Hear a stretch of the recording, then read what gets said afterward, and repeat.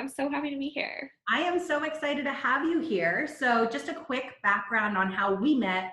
Very recently and randomly, a mutual friend put us in touch and just said, you guys should talk and Sarah should be on an episode of Startup Life Uncensored. Fast forward to a couple weeks ago where we have our first video chat and we just discovered that we have so much in common, including where we live. So at some point, once coronavirus has chilled out, we're gonna have a play date because we live so close to each other.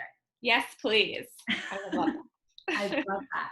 So I'm really excited specifically to have you on this episode because we're talking about a topic that, to be honest, I've been hearing so much about. So many people are wanting to talk more about it. And selfishly, it's really relevant for me. And that is the idea of juggling entrepreneurship and motherhood or parenthood in general. So you are the expert on this.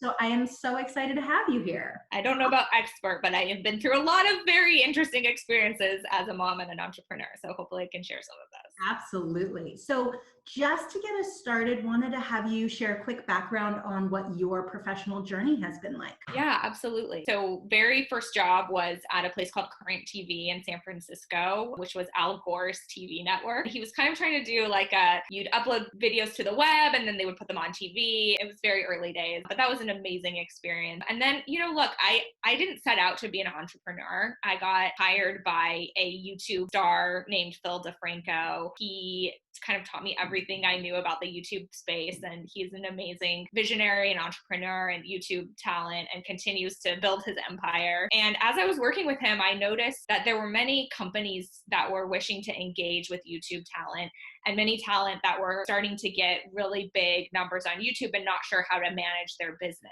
So a light bulb kind of went off in my head and I said, if I can kind of match these two sides together, I think that there's an interesting business there. And I'll give it 6 months and see where it goes. And that was my first company, Big Frame. And we wound up raising capital and exiting to DreamWorks in 2014. Then I went on to work for Awesomeness TV, which was part of DreamWorks at the time, for 3 years. And then I left and most recently started my existing company that I'm working on now called Frolic Media. We are a community film and TV production company and podcast network for romance fans. So fun and so unique. Thank you. Yeah, it is an amazing community, just incredibly smart women who love romance novels and aren't afraid to own it. We don't use the term guilty pleasure around here. So it's just pleasure. Just pleasure. I love it. So you clearly have a ton of experience and I am curious for you to share a little bit more about when in that career process you got pregnant and how that impacted your career journey. Yeah, it was quite an interesting experience. So my husband was a YouTube star and we sort of dated and I started managing him in parallel. And that worked for us for many years until he decided he wanted to be a film director, which he's doing now. And I was like, that's not my world. Like, go get a film manager. I'll just be your wife, which is great. Big Frame was doing really well. Joe's channel was doing really well. And he was starting to write. And we were like, we've been married for 3 years and we want to have a baby. So we started trying and it took a while. And then Big Frame, we decided maybe it's time to start selling. The market seemed like it was these kinds of businesses were starting to consolidate. And I was like, okay, let's maybe not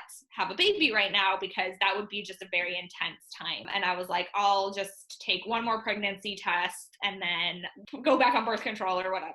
Yeah. And of course, it was new. That's how it always happens. It always happens. You're like, it was New Year's Eve, 2013. And I was like, before I drink and like it's end of the month or whatever. And I took it and I was pregnant. Oh my gosh. And I of course was so excited, but I was very nervous about telling my co-founder because I just felt the pressure. Like I had a story I was telling myself that this is going to complicate things. That was so wrong. I told my co-founder, I was like sobbing. I was like, I have something terrible to tell you. And he was like, what are you talking about? I was like, are you not mad at me? And he's like, oh no.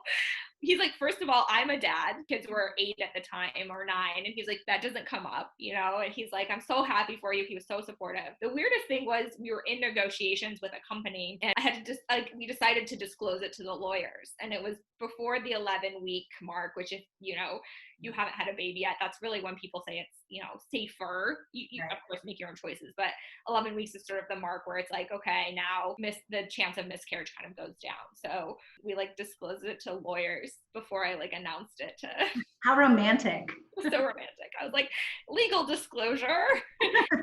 And everyone was just like, okay, great, congratulations. We're so happy for you. Let's get back to the contract. Yeah. In my mind, I had felt like I had heard all these horror stories and these things that, people don't want to acquire companies from pregnant founders. And I'm sure that has happened. And I absolutely believe it. I am fortunate that was not my experience. It's so interesting that I think a lot of women have that feeling of like, I'm so excited I'm pregnant, but oh man, I'm going to disappoint so many people. And it's so sad that what's supposed to be like the happiest time in your life, especially if it took a while, is almost looked at like a disability. It is. I mean, even in the language of you get disability insurance when you go on maternity leave. And as we know, language is very important. You do feel like, oh, I'm, there's happiness, but as an entrepreneur or someone like rising in their career, it can be very scary. And I know that there are stories of women having a lot of challenges. And right now, and we can talk about that too, right now especially, there is a disproportionate weight put on working mothers who are trying to manage kids in the background while doing their work and being kind of treated very poorly. And that just has to change. While I was very fortunate, after having my son, Jonah, there were situations that were really hard. Like I got to my new office and there was like a glass door on my office and there was no pumping room. And I was like, what am I supposed to do here? You guys have to replace my door. Yeah. I have to be able to pump in my office. And it's just, especially a lot of startups have a very young population. Like I had my child, like I was 30 when I had him. So not super young, but in LA, kind of young. A lot of my employees and my colleagues were young and didn't have kids. And so there wasn't like a thought process or like a meeting would go an hour and a half. And I'm like, to pump. We're gonna have a problem. Like I used humor, but it was uncomfortable to be like, my boobs are about to explode in a meeting of like 30 executive staff.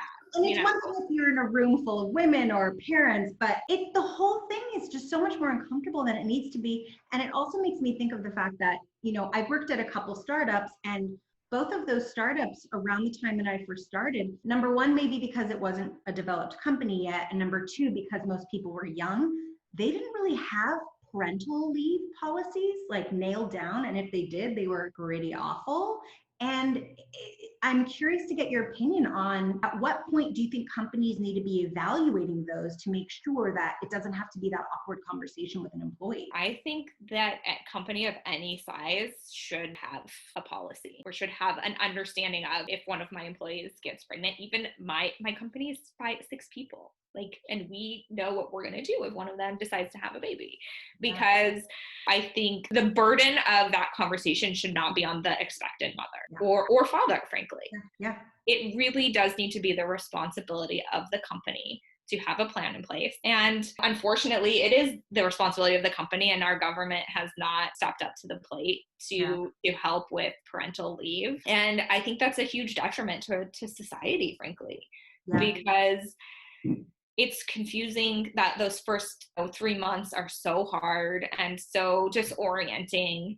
And I went back to work when my son was 8 weeks old, and that was very hard. And I do feel that the company would have been flexible, but things were happening with my own company post-acquisition that I needed to get involved with. Good things and challenging things. It's hard to integrate a company. And that integration was happening in my absence, and decisions had to be made without me because they were respecting my boundaries. But there were some decisions that were made that I was like, okay, I need to get back in there. And I felt my sort of power and my control slipping. That's so hard. That's so hard because it's like, I need time to be a parent and adjust to this new lifestyle, but also I'm still here. I still matter. I still need to be involved. How do you navigate through those challenges? It's very hard. One thing I will say is I think if I were to go back and do it again, there's 2 things I would say to myself.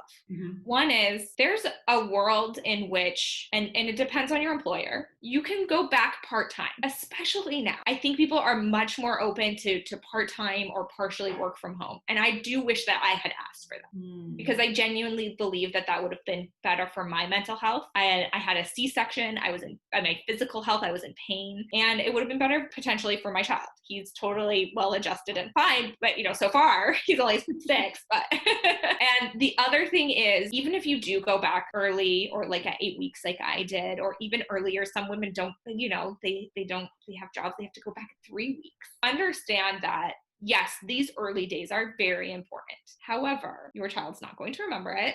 You're not traumatizing them. Do not put additional pressure on yourself and on your shoulders to say like, because you suddenly, when you become a mom, you're split immediately. And there's a narrative I think a lot of moms tell themselves, like, I'm not doing good enough at work and I'm not doing good enough. Right. And I got really good advice that I want to pass on, which is look at balance, which I think is bullshit, but look at it as your week, not your day. So maybe I'm more focused at work on Monday. If I look at that day, then I'm like, oh, I'm not being a good mom. But if I look at my week, I say, you know what? My child's healthy, happy, fed, I pumped or I gave them formula and I'm fine. They're good. And work, I got my work done. It's kind of cliche, but you do become more focused. I recognized that I was creating work for myself to feel busy, to look busy, to stay at work till 9 p.m. and then be like, oh, I'm working till 9 p.m. You just stop all of that. And frankly, you're like, I work from this hour to this hour. And look, I went home between 5 and 5:30 every day. And I did have some commentary about that. And I just said, look, I've sacrificed this much. These are my boundaries. Like, if that doesn't work for you, then we can have that conversation. Yeah. And I so appreciate you saying that because I am not a fan of FaceTime. I understand that you might have trust issues with an employee who's maybe taking advantage, working from home or leaving early. But at the end of the day, a lot of the people, at least I found, and I was totally guilty of this at my first company, a lot of the people who are staying till 8 or 9 o'clock are not necessarily being productive. And a lot of it's just like, I don't remember what the terminology is, but there's like this busy complex where people are like, oh, I'm so busy. Oh my God, there's so much work to do. I've been working my ass off. And I'm like, is that supposed to make you seem like a better employee? Because it just makes it seem like maybe you're not great at time management, or maybe you have no life outside of work. That's exactly right. And you do realize that and I'm like, oh, I was totally guilty of it too. I'm like, oh, I just wanted that like badge of honor that I work 16-hour days. But I hope that that's becoming more like old school. So at the end of the day, if you're a top performer in your company or doing really well, I feel like it shouldn't matter how many hours a boss is seeing you sit in your seat. And hopefully we'll see that change with everyone working from home and companies being forced to be more flexible there. I'm really hopeful that this changes. There is a stigma. Like it certainly was, she is leaving early because she's a mom, not because she's getting her work done or because she's more efficient or anything. And that was very frustrating. And I know a lot of women experience that. And quite frankly, the dads don't, for the most part. Yeah. And that's just still a reality that we have to live, and I'm like, well, I'm leaving early because I already had to pump like 6 times. If you tried that, you would never want to do it, let alone 6 times a day. Let me tell you, if I can avoid one pumping in a day, I will. Oh my gosh. And you bring up a really important topic around boundaries. So I'm curious to know, in all of your roles and juggling them with motherhood, what boundaries did or didn't you set up for yourself? In the early days of my son's life, I was not great at setting boundaries. I did feel the pressure to be always on. I felt really stressed when I did leave early. Every day I was like, oh, I'm leaving. And I feel like people are looking at me and judging me and I'm the first to leave and my employees are all still here. And when I started Frolics, Jonah was 3.5, and I just decided to kind of relinquish that feeling. And I still feel it. I'm not perfect by any means. I let myself enjoy the time that I had with him a little bit more. Instead of, I had kind of gotten into a mindset of like, it's not enough, or like, oh, I all of the time has to be like so quality that we're at the park and we're doing the crafting. And when I realized I'm not that mom and I don't need to be for my son to be happy, both of us got happier. And that was like a really good moment for us to say, you know what, I think that there is this pressure to be the Pinterest mom, although I do think that sheen is wearing off a little bit. And that just wasn't fun. Like I don't have fun crafting. crafting. There, I said it. Confession. If you don't like it, don't do it. Like, we do fun things. I'll do like cardboard stuff and whatever, and it looks terrible, but it's more about the process. I do think, getting back to like the boundaries question, like, I wasn't great at it at my first, when I first had him, and now I'm much, much better. So my question, again, this is like really for me personally, is around this idea of setting boundaries when you are your own boss. And I don't have a team. It's just me, a team of one. And what I found, and I'm sure you did too, is once you start your own company, I'm really hard on myself as a boss. And it's like, I don't turn off. If I have a client email me at 9:30 p.m., I'm responding within a couple of minutes. And I have this fear or anxiety around, when I do have my first child, what are the boundaries that I'm going to set up for myself? I was talking about it with my husband last night. It's like, do I give myself maternity leave? Like, how many weeks or months do I give myself before I say, okay, Ari, get your act together and go back to work? Because who the hell knows? Yeah. I mean, look, it's interesting. I do think that you should, because I do think you should give yourself maternity leave, because the whiplash feeling of going from like nursing and being up all night to like having to get into work mode is hard. And especially when you're your own boss, those blur together so much. Right. And when you do go back, I would, and set your clients up for expectations. Like, I'm going to be gone for 8 weeks or whatever it is. And then set office hours. I think that's really important. I do that now while working from home, because it is very tempting. Like at 3:00, he's like, let's get in the pool. And I'm like, yeah, I'm still at work, I mean, sometimes I do, let's be honest. I'm like, these are my office hours. And then my sister does something. She's a doctor, and when she's on call, she can't do this, but she puts her phone after like office hours on do not disturb and leaves it in the other room, and she's like, I can check it once an hour. Wow. And that way she's like, I know I'm not going to miss, like, if there's something like really urgent, it's only an hour at most that I miss it. And then I'm just not like tempted to check it all. Right. And it's not dinging in my ear. I mean, look, the other reality is the newborn phase. It's kind of boring. It's disorienting and beautiful and wonderful, but it's really like feed them, clean up, change the diaper, like make sure they're breathing. And then you're feeding them again. You do certainly want to give yourself some flexibility on like the phone time and the screen time. Don't feel like, oh God, I have to be staring at my beautiful child all the time. 24/7. You will want to a lot of the times though. Totally makes sense. So in this process of getting pregnant, working, having your son, what did you learn about yourself that surprised you? And how did those priorities shift? I think I learned that I can handle it. It's so funny when somebody asks me like, how do you do it? I'm like, you do it because like there's no other choice. Like, it's a child. Like how do you get them to school on time? And I'm like, you just have to do it. So you do it. And it's your choice. Am I going to be like stressy and anxiety about this, or am I going to like enjoy it? Right. And like sometimes I'm very stressy and anxiety about it. And a lot of times I just try to enjoy it. Like my dad's biggest parenting advice is let your children know that you enjoy them. Even if you're stressed and anxious, you can go kind of like, if you can kind of go and manage that in another room, but let your child know that you enjoy them and that you enjoy playing with them and you enjoy being with them. And I'm like, I think that that's missing from a lot of parenting advice. I love the advice that your dad gave you. And it's funny because I've talked about that with my mom before. And this is really screwed up to say, but sometimes when you're watching parents interact with their kids or not interact with their kids, it's clear that they're not enjoying it. I think a lot of that does come from the pressure of parents feeling like they need to be always on, and I think there's a lot of studies that are coming out about like the importance of our children being bored, because they're not bored. They're constantly stimulated. They have iPads. My son has an iPad. It's fine. We feel that pressure from the moment they wake up to go to bed, that they're being enriched and that we're paying attention to them all the time. If you do that, you're going to burn out, you're going to resent your kids, and you're not going to enjoy them. You have to set boundaries with your kids too. And that's taken me a while. Like I'm just getting into the phase where I'm like, okay, like, I mean, I really love being a mom and love my son a lot. But last night I was like, I had a hard day. Mommy is going to sit in this room with the door locked and daddy's going to take you, because I'm not going to be a mom. I'm not your mom right now. Mommy's a timeout on being mommy right now. Yeah. And you have to recognize me. And like, because I was playing with him and I was like, we're not having fun right now. So dad's going to take over. It's all good. Just going to have a little break. It brings up a good point around setting boundaries, not only with like employees and coworkers, but within your family dynamic. So would love to hear a little bit about what that's like setting boundaries with your husband. Yeah, absolutely. We have a very unique situation because my husband is a director. He has gone on 3 shoots. One was 3 months in Iceland when our son was 3. One was 7 weeks in New York the next year. And then last year he was 4 months in Germany. Holy crap. So moms are usually the primary parent anyways. There is primary parent. Sometimes it's the dad. Usually it's the mom.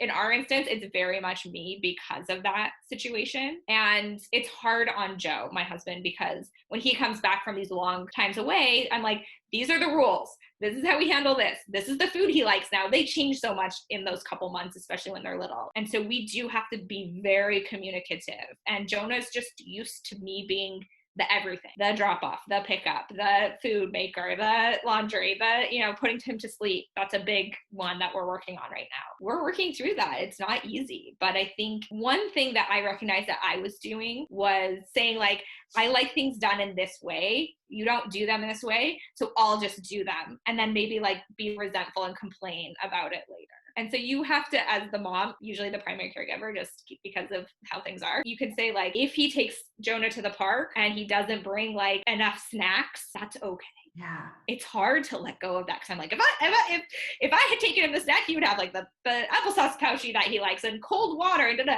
It's fine. Yeah. You do have to let some things go. You do have to be constant communication and recognizing that, like, especially in the beginning, dads feel really useless. Yeah. Well, and it's funny. The dynamic you're talking about, by the way, doesn't just exist with kids. It's in all relationships. Yeah. But I imagine with kids, I mean, it's like the pressure feels higher because you're talking about a human being. But at the same time, your son is not going to remember if daddy didn't bring his favorite applesauce to the park. That's right. He's not. And he's going to remember how much fun they had. Mm-hmm. Or he's going to remember mom calling and yelling at dad about not bringing the applesauce, Well, And at the end of the day, what we're talking about here is, correct me if I'm wrong, because I am one too, we're control freaks. And so I am curious, and I've heard how it changes, but I'm curious to hear your perspective on how your control freakness changes as you become a parent. Oh my gosh. So much. Yes. I mean, I think a lot of entrepreneurs have a control freak tendency, and that's why we're good at what we do. But I mean, Jonah gave me my first lesson in letting go of control before he was even born, because don't worry, my child was 2 weeks late and I had all these plans. My husband had a shoot, like he had to leave when Jonah was 1 week old to go on a shoot. And we were like, oh, he'll be like almost a month old. It will be fine by then. And I had a C-section that was not planned. So, I had to work through a lot of those emotions around like, I didn't have the birth that I wanted. And like, he was so late. These kids, they really do come out how they're going to come out and when they want. A very unique personality. Like he is his own person completely. And as a control freak, I'm like, oh, I have these expectations or these visions of how it's going to be. And when it's not that, it does take some integrating. It does take some time to integrate like my expectation with the reality of like who my child is and how he is in the world. And again, going back to that, my dad's advice, like enjoy that. Because I think if you can't let that go, then children feel like they're not good enough. They grow up with that complex. And it's also like the cliche of like, my house is always dirty. And like, and there's toys everywhere. And like, you know what? It's okay. Yeah. Like, what's the worst that can happen? Someone comes over and my house is dirty. Right. I can't wait for someone to come over and see my dirty house. I miss people. Totally. Well, and I think what you're talking about is so important. And again, it doesn't just exist in parenthood, but I think like the volume is definitely turned up.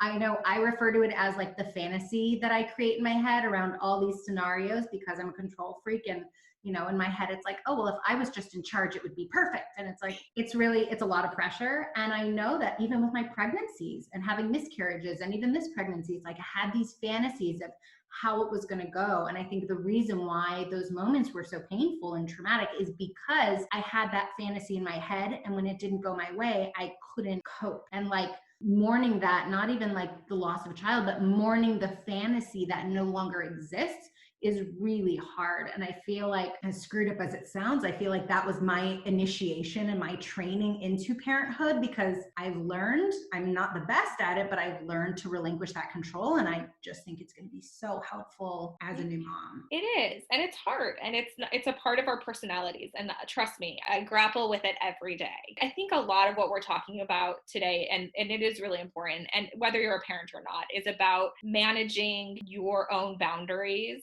and your own ideas of what things should be and look and feel like. And that goes for running a business. Things don't go how you expect ever. When I'm having difficult parenting moments, I do try to put myself back in a mindset of running a business. And it helps, because I'm like, what would I do if this was my business? How would I solve this? Would I like cry in the corner? Like maybe for a minute, but then I'd come back and I'd be like, okay, we have a plan. We're going to do X, Y, and Z. And I'm going to allow my emotions, but I'm also going to I kind of run my house like how I run a business. I think that's brilliant. I think that's fantastic advice, because it'll force people to get out of their head and take on a new perspective. But parent like you run a business is such an awesome concept. Thank you. Yeah, it's worked for us. And I mean, even down to this, people are gonna be like, she's insane.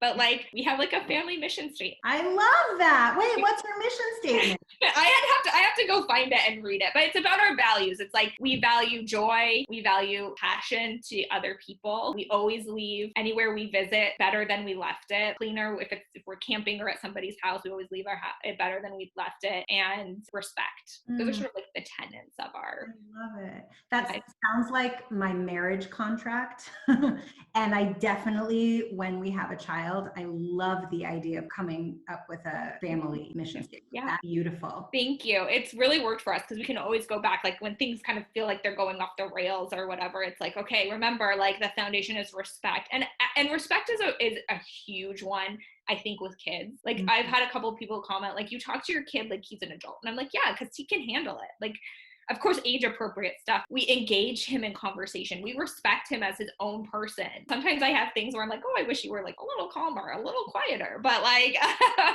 we respect who he is as a person. And I'll give my husband all the credit on that one. That's really like his core value is around respect and just not talking down to people or saying like, why would you do that? My husband's like very big on never saying that to our son. Yeah. It just it belittles him, makes him feel bad. But it's something we all say. We don't even think about it. Like, why would you do that? So I give my husband a lot of credit for that one. And we have our challenges for sure. There was days where he wouldn't sleep, and he was 3. He wouldn't go to bed. He wouldn't get in his car seat. He wouldn't, and you just have these hurdles. And so I'm curious though, because with those moments, the inevitable sleep issues and things like that, how do you show up to work and like be productive during that time or not? Because like, I don't know, in my head, it's like if I were working for a company and I had those days where I didn't sleep, I feel like I'd have to call in sick.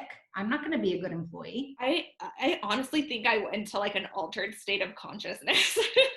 I was just talking to someone about this the other day, where I was like, I remember so clearly, Jonah would get up at like 4 a.m, and he was like 8 months old. And I would go take him to the beach. We'd have like an hour and a half at the beach. I'd get coffee. I'd come home. I'd like shower, feed, whatever. I had like an entire day before then I'd go to work. I genuinely don't know how I did it. I wasn't even drinking coffee because I was nursing. You just kind of push through it. And yeah, there were days when I would leave earlier and just be like, I'm not functioning. And you just have to be honest with that. And hopefully you have a company, or you're working at a company that's accepted. You learn what little sleep you can survive on, for sure. At least I did. I know every baby is different. My child, he's a morning person, and I am too. But man, was I in bed by like 7 p.m.? Yes, I was. Totally understandable. Totally. And a total zombie, just like. Right. Yeah.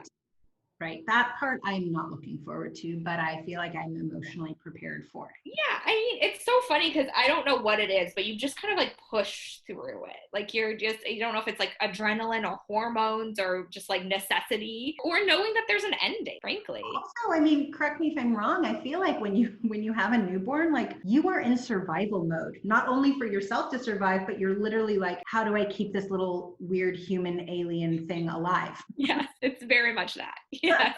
It is survival mode. And so I think your body goes into like fight mode and you have adrenaline and your body kind of is like, all right, we got this. Right. Definitely hard days, but there were days where I was like, oh, I woke up at 3:30 and like made it to the end of the day and okay, my body could handle it. Huge. So what would you say were some of your biggest challenges after having Jonah, and how did things change as he got older? I would say like feeling sad that I missed a lot of his like early days. And that's why I say if you have the luxury, the privilege to talk to your employer about part-time or work with your clients if you're working for yourself, to just ease back in. That was the big challenge when he was little. When I do feel sadness that I missed a lot of like early young time. But it's interesting, like I was saying to another mom, this time, this forced quarantining has felt like a second chance for me to have almost like a second maternity leave. I don't want this to be happening and I wish it didn't happen. But if it's going to happen, I'm going to take a perspective of like, I didn't get that time with him in the early days and now I do. Like what a gift in this chaos to be able to have this like special time with him. I'm like tearing up even just thinking about it. Cause like it is hard as a mom to look back and be like, I missed parts of his life, but this is almost more special time because he's going to remember it. I can actually interact with him. So I can like let myself go of that guilt. And I think a lot of moms have that. A lot of moms I've talked to at least. And then, sorry, oh my goodness, I did not expect it. Talking about your kids is emotional. 100%. I'm like, here, talk about the most vulnerable thing you've ever done in your whole life in front of a group of people who no, I'm happy to do it. See, we can be vulnerable. And then as he got older, it was definitely as their personalities develop. The hard thing is you feel like you have a grasp on, you're like, okay, I got this. And then they change. And you're like, okay, I got this. And then they change. And certainly working for yourself or working for a small company or running a small company, you have to, just going back to setting boundaries. Those are the biggest hurdles of like balancing like, okay, I could just stop at 3 and swim with him, but I shouldn't. I need to push through this. Or, oh, someone wants to set a call for me at 6 p.m. Once in a while, that's fine. But if you're doing that all the time, setting those boundaries and those change as they get older. It's so funny because as you were saying how like, as soon as you get used to something with your child, it changes. I can't help but think, oh, that's how startups are. Mm-hmm. And in my head, I'm like, oh, babies are just little startups that you created. That's how I look at it. And it helps. I'm telling you, it helps so much to think about it that way. Yeah, I mean, it's funny because I know working at startups, like one of the biggest points of frustration, but also the exciting part is that constant change. And it forces you to become super flexible and adaptable. And I remember I'd have employees who would get so frustrated that things are constantly changing. And I'd have to remind them like, hey, it's changing for the better. So, I mean, let's roll with the punches and keep it going. And in my head, it's like, I'm just going to have to think about parenthood like that as well. Yeah, you do. It gives you a little buffer from being like, yes, this is like a very important job. It's the most important job, that you'll do. But it does give you a little buffer. Like, I do have the tools to deal with it. Even if you don't think that you do, you do. Certainly there are cases where children who do need extra help and special considerations and care, and then you address those at that point. But if you can give yourself a little emotional buffer from like, I think we do put a lot of pressure on ourselves as mom of like, oh, I did this one thing and I'm going to like ruin. I try to take humor again. I'm like, oh, that goes in the therapy jar. Like put $1 in the therapy jar. Like I said to somebody yesterday, I said, it's not a matter of if I'm going to screw up my kid, it's a matter of how I'm going to screw up my kid. I literally said to someone yesterday, I was like, I'm just, at this point, I'm so curious to know what my kids are going to mention to their therapist 20 years from now. Cause like, it's inevitable. We are not perfect. No. And I don't know if you've had this experience, but I love being an adult and talking to my parents about the way they raised me. I mean, my parents have no recollection of my fondest childhood memory. And then I remember saying to my mom recently, because she was in a really big position at a company when I was really little, she was the breadwinner and the full-time working parent. And I said to her, how did you not come home and get so frustrated and just scream at me? Because I feel like my patience is going to be really tested. And my mom's like, you don't remember me screaming at you? I was like, I have no recollection. She was like, oh yeah, I have really bad days. And it's just so bizarre to think about my experiences versus theirs. And it's such a fun thing to talk about with them. I love that you brought that up. Like if you have your parents in your life, I definitely recommend doing that because I had a very similar experience with my mom where she was like, I was never around. I was running the company. I used to yell at you guys. And I was like, Mom, I literally do not remember that. Like, I cannot look back and be like, oh, my mom wasn't there at like the 1992 third soccer game of the season. Like, I don't recall that at all. Like, what I do recall is like amazing family trips. And again, not everyone has this relationship with their parents, but if you do have a relationship with your parents, your mom or your dad, whoever raised you, certainly recommend having those conversations, because it can be very enlightening. It can be very freeing, because you do think in the moment, like, oh my God, I yelled at my child. He's going to remember this. I scarred him. He cried. I made him cry. We're humans, going to make mistakes. Kids are very adaptable. I mean, my son was just like, oh, we're locked down. Great, cool. I'm into it. Certainly has had days where he's like, I miss my friends and but he's stoked to be home with us. He hated going to school.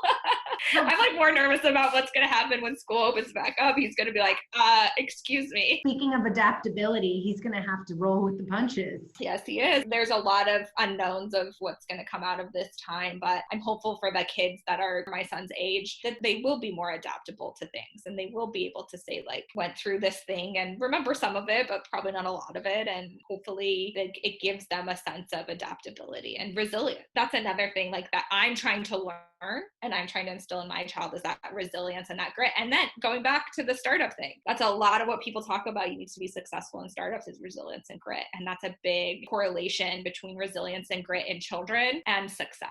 And there's some great podcasts I can recommend. So just to kind of wrap things up, what is your like bite-sized nugget of advice that you would give to entrepreneurial women who are either pregnant or considering starting a family? You can do it, and you should if you want to, because the mental and emotional hurdles that are often put in our way, both real and perceived, the joy of having a child is far, far outweighs the challenge of those.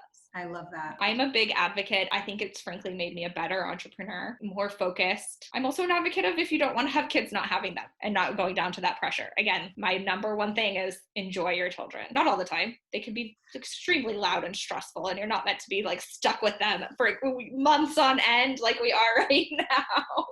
Yeah, this is a new challenge. This is a new challenge. But if you can let your kids know that for the most part, more or less, you enjoy being with them. Everything else is kind of details to me. I love it. Well, thank you so much for sharing your open, honest, uncensored experience on this really important topic. Absolutely. It was great to talk about it. And I'm so excited for you and your journey, and here for any questions. Appreciate it. Thanks so much, Sarah. Thank you.